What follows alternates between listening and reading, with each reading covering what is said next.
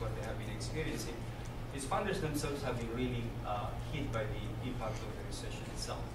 And this has manifested itself in some of the foundations, putting on hold some of their grant programs.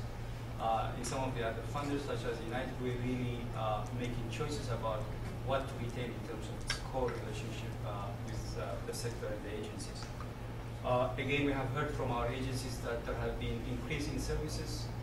There has been impact on the stress levels and staff morale of agencies. So that's not surprising. The question is, what do we do about it? Professional development has been impacted. What are some new ways that we need to look at supporting the sector in this area? I think one important issue to explore is also the resilience of the sector itself. How are agencies coping, adapting to this change, and what are we learning from that in terms of the new environment?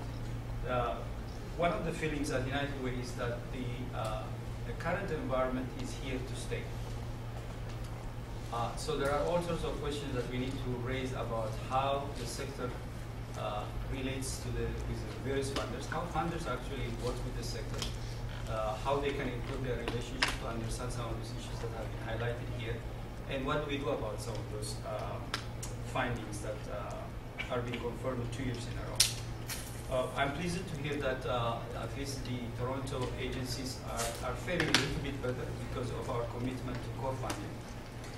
Let me talk a little bit about why, as a principle, United Way Toronto continues to uphold this core funding as a core requirement in building the vibrancy of the sector. I think one of the challenges that we have is that the sector itself is sometimes reduced to be seen as a service deliverer. I think the provision of services are important.